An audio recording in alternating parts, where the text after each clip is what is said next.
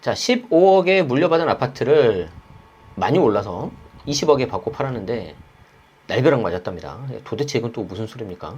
세금은 조금 안타까운 게 맨날 이런 세금 폭탄, 날벼락 이런 거만 있어서 좀 저도 안타까워요. 전달해드린 입장에서. 근데 이게 그냥 억으로 끄는 게 아니거든요. 한번 볼게요. 한국경제에서 나온 기사고 4월 21일 날 입력을 하셨네요. 허세민 기자님께서 올려주셨어요. 한번 볼게요. 일단 서머리를 좀 볼까요? 상속주택을 잘못 팔면 양도세 폭탄 맞는다. 특히 이때 거주기간이 공지를 가는데 오늘 영상에서는 거주기간. 여러분들이 거주기간 하면은 2년 거주 조정대상 지역 이게 딱 그냥 머릿속에 들어오죠. 근데 그게 다가 아니에요. 특히 실거주자분들 잘 들으세요. 저는 부동산 정책 하나만 봤을 때 지난 정부에서 정말 잘못한 것 중에 하나가 뭐냐면은 규제가 너무 심한 것도 심했지만 실거주자 건드린 거였어요. 어떤 걸 건드렸냐? 장기 보유 특별공제에 있어서 거주요건을 집어넣어버린 겁니다. 그때 여러분들이 거주요건이 조정대상 지역 2년 거주요건 서로 전혀 다른 내용이다. 그걸 잘 보셔야 되고요. 동일가구원이 사망하고 물려받은 시점부터 적용하는데 10년 이상 보유 거주하면 최대 80% 장특공이 가능해요. 요게 표 1, 표 2 두 가지가 있는데 표 2 장특공이라고 합니다. 여기에 거주요건을 집어넣어버린 거예요. 그리고 이제 뭐 다른 내용이 또 있습니다. 주거용 오피스텔 양도할 때는 내부 사진, 관리비 내역 등 증명하면 1주택 비과세 혜택도 가능하다. 어떤 건지 좀 볼게요. 주택 양도세는 정말 복잡하다. 한 끗 차이로 비과세 혜택을 적용받지 못하는 경우가 수두룩한데 한때 이런 말이 있었죠. 양포자, 양도세 계산을 포기한 사람. 이거 정말 안타까운 거죠. 근데 너무 이게 복잡하니까 이런 신조어가 나온 거예요. 그래서 하다못해 과세당국인 국세청에서 실수하는 사례, 자주 실수하는 사례를 아예 사례집을 만들었어요. 야, 이게 참 제가 봤을 땐 개인적으로 되게 우픈 현상이거든요.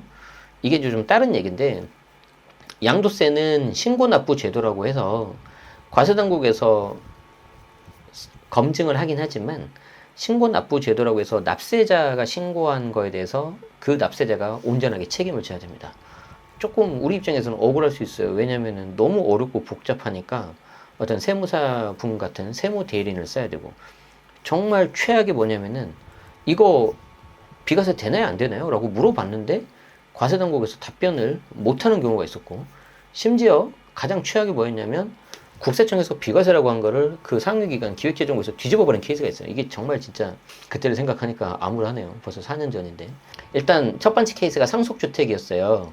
자, 기본적으로 주택을 매도할 때는 그 양도 차익에 대해서 양도소득세를 내야 되는데 큰 틀에서는 양도가에서 취득가 그리고 필요경비를 뺀 양도 차익이 나와요. 그리고 이 양도 차익에서 몇 가지를 또 이렇게 빼주는데 그 중에 하나가 뭐냐면은 장기 보유 특별공제입니다. 여러분들이 이 장기 보유 특별공제가 최소 3년 이상 보유해야지 일정 부분 퍼센테이지로 받을 수 있는 건데 이 장기 보유 특별공제를 왜 하는지를 여러분들이 정확하게 아셔야 돼요. 이 장기 보유 특별공제는 세제 혜택을 주기 위함도 아니고요. 부자 감세도 아니고요. 기본적으로 부동산 같은 실물 자산은 인플레이션이라는 게 있잖아요. 그런 부분에 있어서 최소한의 해칭을 해라. 집값이 그대로 간다 하더라도. 그래서 만들어준 겁니다. 그래서 1년에 3%였어요. 그래서 3년이면 10%, 10년 가지고 있으면 30%였어요. 그런데 그거를 1년에 2%씩 내려버립니다. 과거 2019년에. 그래서 10년이면 30% 받을 수 있는 거를요, 15년을 가지고 있어야 되고요. 이거는 일반적인 주택뿐만 아니라 모든 부동산이 다 들어갑니다. 개인으로 해서 양도소득세가 적용이 되면 토지, 상가 다 들어가요. 그리고 주택 같은 경우에는 또 특별한 게 있습니다. 12억 초과되는 고가주택 같은 경우에는 최대 80%까지 장특공을 하는데 제가 다시 한번 강조해서 말씀드리지만 이것도 부자 감세가 아니에요. 왜 그러냐면 내가 10억을 주고 사는데 15억이 됐어요. 그럼 내가 옆에 있는 집 18억짜리, 20억짜리 새 아파트로 가고 싶어요. 그동안 내가 돈을 열심히 모았어요. 그럼 15억짜리 팔고 그동안 열심히 모은 돈 5억을 보태서 20억짜리로 가야 되잖아요. 근데 15억짜리 팔았는데 갑자기 13, 12억으로 내려가 버리잖아요. 그럼 안 된다는 거예요. 그래서 1주택자, 실거주자한테는 80%까지 장특공을 해줘 버립니다. 그게 표 2, 표 1하고 표 2 두 개가 있거든요. 그래서 표 2 장특공이에요. 그런데 여기 2년 거주가 들어갑니다.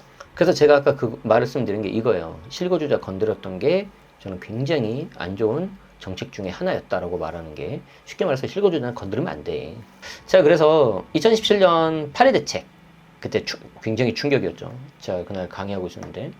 그래서 8월 3일 이후 조정 대상 지역에서 신규로 주택을 취득하면 반드시 전체 보유기간 중에서 2년 이상 거주해야지 비과세 혜택을 받을 수 있다. 그런데 조금 전에 말씀드렸던 장기보유 특별공제의 거주 요건은 얘랑은 다른 거예요. 자, 그래서 양도세를 줄이기 위한 대표적인 방법은 장기보유 특별공제, 줄여서 장특공이라고 하죠. 그래서 최대 일반적인 경우는 30%, 15년 가지고 있을 때, 다만 1세대 1주택, 그 당시엔 9억이었고요. 지금은 12억이죠. 고가주택. 12억 넘는 경우에는 최대 80%를 가질 수 있다. 이거 제가 뒤에 설명드릴게요.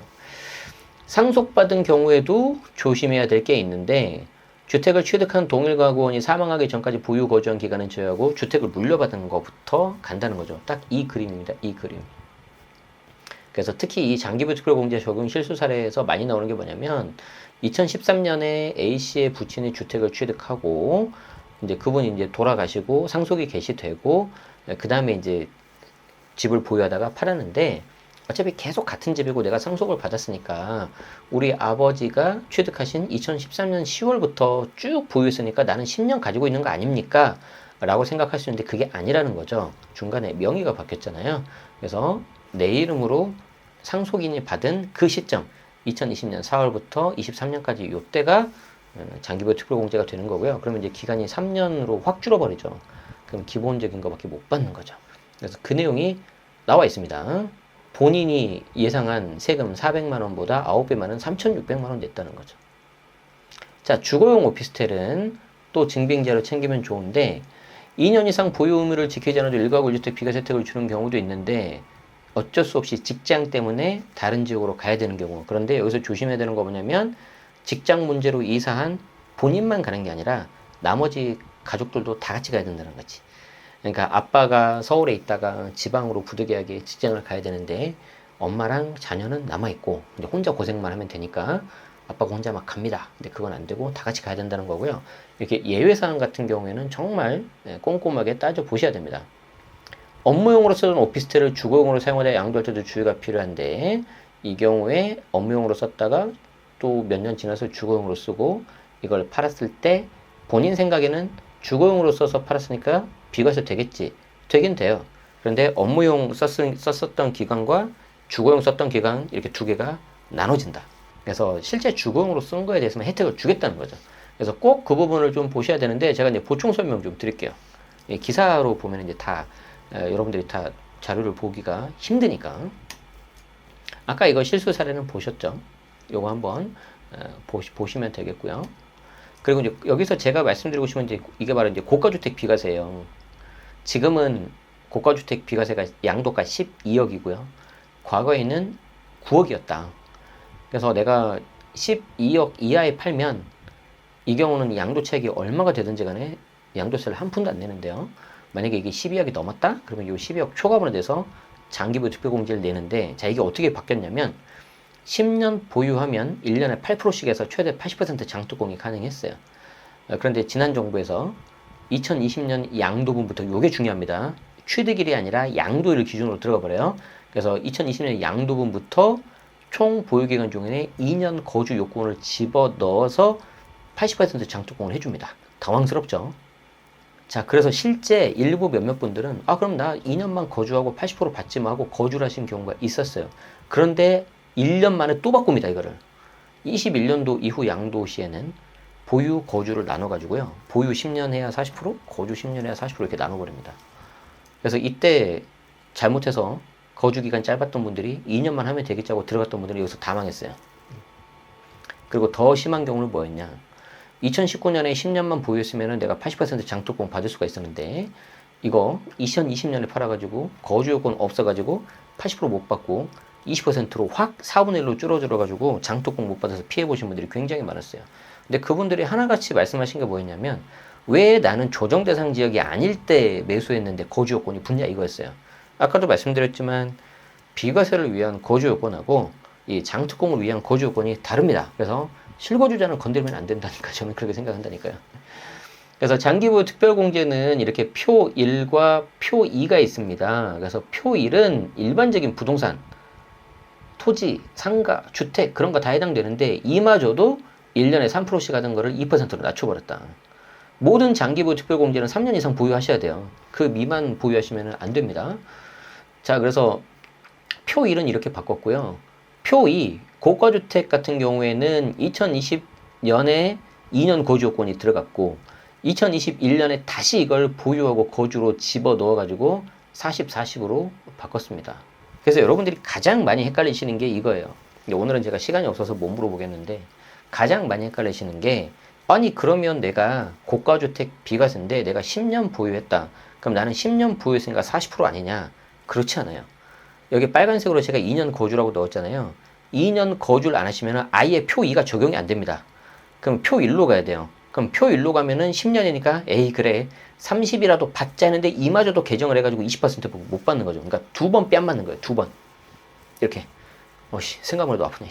거주를 안 했다고 표 2 장특공을 못 받았는데 그마저도 표 1 장특공도 1년에 2%씩 내려버려가지고 30도 못 받고 20밖에 못 받는다는 거예요. 그러니까 나는 80을 받을 줄 알았는데 20밖에 못 받아버린 거죠. 세부담이 어마어마하게 늘어납니다. 안 계실 것 같죠? 생각보다 많아요. 그리고 지금 이 영상을 보신 분들 중에도 아직도 모르신 분들이 태반일 거다. 자, 그래서 제가 계산을 다 해봤습니다. 취득가 7억, 양도가 15억, 비과세 고가주택 기준 12억, 필요경비는 없다고 하겠습니다. 기본공제는 제가 밑에 넣었네요. 자, 잘 보세요. 거주 2년, 보유 2년이다. 비과세다. 요거는 말씀드려야 되겠다.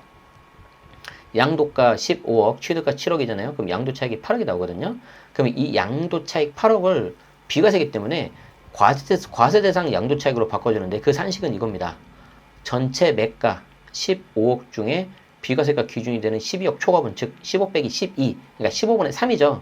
15분의 3을 여기 8억에다 곱해요. 그러면은 1.6이 나와요. 그러니까 비과세가 됐기 때문에 8억에 대해서 세금을 매기는 게 아니라 1억 6천까지 내가 다운시켜 주겠다는 거죠. 자, 그럼 여기서 장특공 계산해 보세요. 거주 2년, 보유 2년, 장특공 몇 프로예요? 뭘 계산합니까? 3년 미만 보유니까 아무것도 없어요. 아무것도 없어요. 이해되죠? 자, 거주 5년, 보유 5년은. 자, 일단 중요한 게 뭐예요? 거주했어요, 안 했어요? 했죠. 거주를 했기 때문에 표 2를 탈 수 있는 거예요. 그래서 거주 5년 20%, 보유 5년 20% 하니까 40%가 들어갑니다. 그럼 1.6에서 46% 빼면 60%니까 0.96으로 내려가고요. 기본공제 빼고 과표가 나오면 여기에 세율을 곱하면은 1,728만 원 정도 나오고 지방소득세 붙이면은 거의 한 2천만 원 정도 나올 겁니다. 내가 거주 10년, 보유 10년 했다 그럼 어떻게 되는 거예요? 맥스 80%다 받는 거죠. 그러면 세금이 316만 원 나와요. 지방소득세 붙여도 한 500만 원 좀 안 나오죠. 왜? 15억짜리 네가 10년 동안 충분히 보유하고 거주했으니까 난 투기꾼으로 보지 않을 거야. 그러니까 너 80% 빼줄게. 그리고 너가 이거 팔고 그대로 자산 가지고 있으면서 나중에 더 좋은 집 갈 때 이사가 이렇게 해주는 거죠. 그런데 여기에 만약에 거주 10년이 아니고 거주를 1년밖에 안 했다. 그리고 보유 10년이다. 그럼 어떻게 되는 거예요? 거주 2년이 아니니까 표 2는 절대 안 된다니까요. 표 1로 가야 돼요.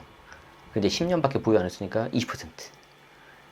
와, 그러면 세부담이 이거 단순 계산해도 한 4배 이상 되겠죠. 더 되죠. 누진 초과세율이니까. 그래서 이런 식으로 해서 거주기간에 따른 장특공 효과가 이렇게 달라지게 된다. 그래서 여러분들이 잘 모르시겠으면 그냥 거주하십시오. 제가 모셨던 상사분이 계시는데 지금 여기 사무실 앞에가 이제 잠실주공 5단지가 보이고 있거든요. 잠실주공 5단지를 그 당시에 2015년에 매수하셨어요. 10년 거의 됐죠. 그 당시에는 조정대상 지역이 아니었어요. 비과세 받을 때 2년 거주 요건이 안 붙였어요. 그런데 제가 그분한테 거주하십시오. 2년만 이렇게 말씀드렸습니다. 왜 그럴까요? 2년 12억이 훨씬 넘잖아요. 지금 잠실주공 5단지가. 그럼 비과세 되겠죠. 그분이 이거 하나 갖고 계시거든요. 그럼 이분 투기꾼이에요? 아니죠. 투기 세력 아니잖아요. 그런데 내가 보유만 하면 이 표 2 장특공 될 수 있어 없어요? 안 돼요. 그렇기 때문에 최소한 2년 거주를 해야 하고 내가 10년을 갖고 있어야지. 계산해 보세요. 얼마 나와요? 2년 거주하면 표 2 장특공 받을 수 있죠. 그리고 내가 거주는 2년만 하고 보유 10년은 어떻게 되는 거예요? 보유 10년 40%, 거주 2년 8%, 그래서 48% 들어가는 거예요. 그렇지 않고 내가 거주 2년 안 하고 보유만 10년 했다 그러면 어떻게 되는 거죠? 20%죠. 그래서 지금 인테리어 한 3, 4천만 원 들여가지고 좀 들어가서 살고 계세요. 가끔 만나요. 이렇게 식사해요. 그래서 여러분들이 꼭 기억하시는 게 비과세를 위한 거주 요건이 따로 있고 그리고 내가 고가주택 비과세 받을 때 고율의 장특공, 표 2 장특공 받기 위한 거주 요건이 또 있다. 잘 모르겠으면 그냥 거주한다 일단. 최소한 2년 정도는. 그렇게 생각하시면은 세금이 생각보다 많이 줄을 수도 있습니다. 아시겠죠? 그리고 꼭 이 장특공 이런 게 있는 게 취지를 잘 생각하셔야 돼요. 그래서 이걸 잘 모르신 분들은 부자 감세라고 욕을 하는데 절대 그런 게 아니다. 항상 그게 취지가 다 있다. 공부하시면은 재밌는 게 많이 있습니다. 아시겠죠? 네. 시청해주셔서 고맙습니다. 좋아요와 구독도 부탁드리겠습니다.